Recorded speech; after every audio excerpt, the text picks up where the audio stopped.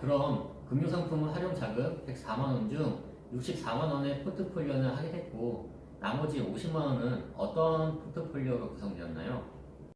우선 막연한 제목 목표이지만 남씨의 독립준비를 위해서도 일부 돈을 마련해야 되겠죠. 그래서 청년주택 청약저축에 월 2만원씩 가입했습니다. 또한 미래의 필요자금 준비를 위해서는 연금보험 상품에 월 25만원을 가입했습니다. 자, 이 상품을 선정할 때에는 고정된 공시율 상품이 아닌 펀드로 구성되어서 수익률에 따라 보험금이 변할 수 있는 상품을 가입하는 것이 중요한데요.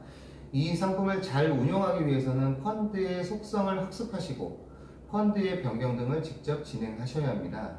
하지만 일반인들이 이런 관리를 하기는 쉽지 않겠죠.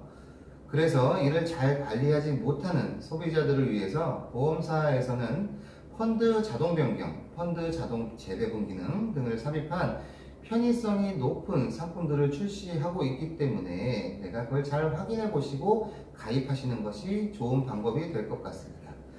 그리고 마지막으로는 나머지 23만원에 대해서 정리식 펀드에 대한 투자를 진행을 했습니다. 안정형의 성향인 남씨의 경우에 중위험군의 대형주 형태의 펀드에 투입함으로써 안정성과 수익성을 고루 갖출 수 있도록 구성하였습니다. 저축과 투자가 남씨 상황에 맞추어 잘 진행된 것 같네요. 이제 다른 질문 하나를 드려볼까 합니다. 사업이라는 것이 항상 리스크가 존재할 수밖에 없는데요. 그렇다면 남씨의 사업이 갑자기 안 좋아졌을 때에는 어떻게 대응해야 할까요?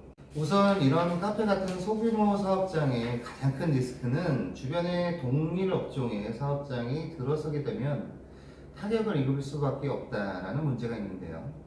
해결책으로는 결국 흔히들 하는 말로 남과 차별화된 사업 전략을 펴야 한다라고 얘기하지만 이 또한 쉬운 것은 아니죠. 가성비라고 하는 말 아실 텐데요. 즉 가격은 저렴하면서 고퀄리티의 제품을 판매하는 것이 우선이라는 것입니다. 여기에 하나 덧붙여 보자면 눈에 보여지는 것들에도 신경을 써야만 하실 텐데 예를 들어서 노스팅 기술을 본인이 직접 익히셔서 고객들이 볼 수 있는 곳에서 노스팅을 하신다거나 가성비가 좋은 원두를 보유하여 이를 적극적으로 홍보하는 것 등도 필요할 것입니다. 즉 갑자기 사업이 안 좋아졌을 때를 대비한다라기보다는 평소의 사업을 꾸준히 유지해 나갈 강도를 고려하는 것이 우선이라는 것입니다. 잘 들었습니다. 그럼 마지막으로 오늘 내용에 대해 정리를 부탁드립니다. 소득은 누구나 다를 수밖에 없습니다. 내가 남보다 적은 소득을 올린다고 해서 푸념하시거나 저축과 투자를 포기하는 것이 아니고요. 지출을 계획적으로 가져가면서 이를 모아가는 과정이 중요한 것입니다. 이를 위해서는 내 지출 습관에 대한 변화와 함께 필요하다면 선지축, 후지출이라는 목표를 실천하시기 위해서 강제저축이라는 강수를 동원하시더라도 무분별한 지출 습관을 떨쳐버리시는 것이 가장 필요하다라는 것으로 오늘의 결론을 내리도록 하겠습니다. 네, 그렇군요. 오늘은 개인 사업자인 남씨의 사례를 통해서 실전 재무설계 과정을 알아보았는데요.